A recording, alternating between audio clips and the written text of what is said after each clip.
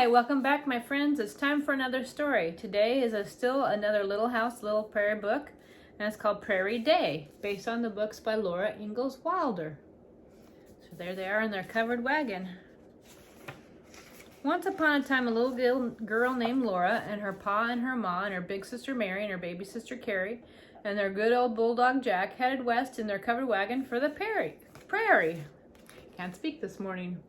There they are in their wagon. Look at all the snow. And there's little Jack.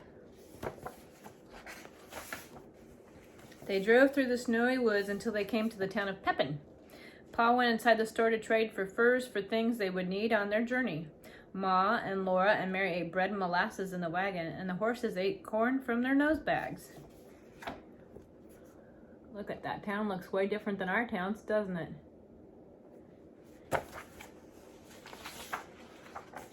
Soon they reached a big lake that stretched flat and smooth and white all the way to the edge of the gray sky.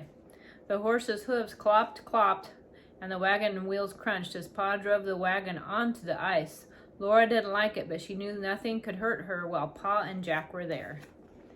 Look, the lake is so frozen that they can drive their wagon across. How cold must that be? Now I can understand Laura. That's a little bit intimidating. At last the wagon came to a slope of earth, and there stood a little log house among the trees. It was a tiny house for travelers to camp in. That night Laura and Mary and Ma and baby Carrie slept in front of the fire, while Pa slept outside to guard the wagon and the horses. So there they are by the cozy fire, laying on the floor. Still looks kind of chilly to me. Every day after they traveled as far as the horses could go, and every night they made camp in a new place, and they crossed too many creeks to count and drove across long wooden bridges. They saw strange woods and even stranger country with no trees. Yep, and there wasn't as much population, so there weren't many towns for them to go through either. It was just all wide open. After many days and nights, they came to the Kansas Prairie, a flat land with rippling grass and a great big sky. The wind blew Laura's straight brown hair and Mary's golden curls every which way.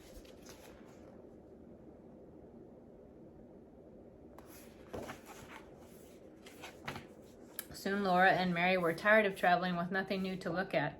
Poor Jack was tired too. At last Pa stopped the wagon and said, "We'll camp here for a day or two." He unharnessed the horses, and they rolled back and forth and over until the feeling of the harnesses was all gone from their backs. Look at all that wide open space. No towns, no houses, not even trees. Just all prairie grass. Pa cleared a space in the prairie grass for a fire, and Laura and Mary helped Ma get supper. Pa brought water from a creek, and Ma mixed the water with cornmeal and salt and patted it into little cakes. She fried slices of fat salt pork in the iron spider, and cakes baked and the meat fried, and Laura grew hungrier and hungrier. Well, there's the little cast iron spider.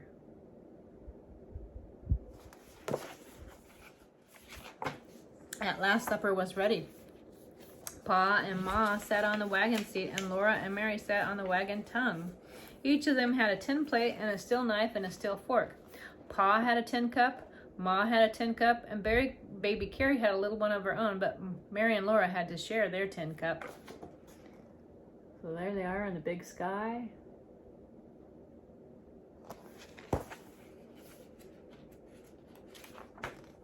While they were still eating dinner, the prairie became dark and still, and soon it was past bedtime. Mary and Laura put their long nightgowns on, and they said their prayers and crawled into their little bed in the wagon.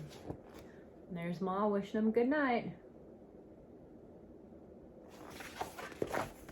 It's kind of like camping.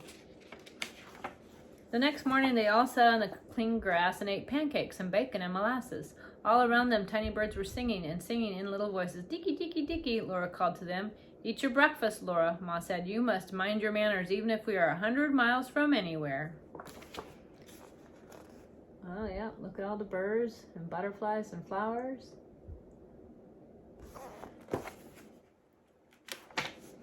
After everything in camp was tidy, Pa went hunting, and Laura and Mary went exploring. It was fun to run through the tall grass in the sunshine and the wind.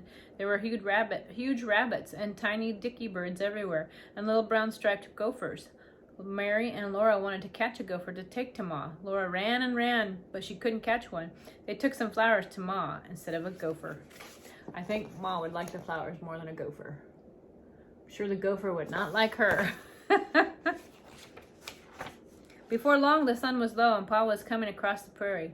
Laura jumped up and ran to him, hippity-hopping through the tall grass beside him.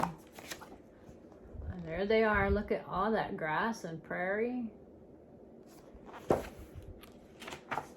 That night after supper, Pa's fiddle sang in the starlight, and the large, bright stars hung down from the sky, and Laura thought the stars might be singing too. Soon it was time for little girls to be in bed, so Ma tied on their nightcaps and tucked them into bed. Tomorrow they must go on their way again to find their new little house on the prairie. And there they are, by the fire. There you go. That was a prairie day. So tomorrow we'll read some more. Oh, there's one last little picture. Laura looking at Jack. How cute is that? And then on the back, it just talks about the Laura Little House books tell the story of a little pioneer girl and her family as they traveled by covered wagon across the Midwest. Laura Ingalls Wilder's classic books, illustrated with Garth Williams' timeless artwork, have been cherished by millions of readers ever since they were first published over 60 years ago. I believe they were published in the 1960s, which means, yeah, it's been a long, long time. Anyhow, so there you go. A Little House on the Prairie, 1935. So, I don't know, been a long time. They've been around a while. So there you are. We'll have more stories tomorrow until we've read all the Little House books, and then we'll be on to the next series. And I hope you come back and listen to some more, and I hope you have a wonderful day today. Thanks for joining me, my friend.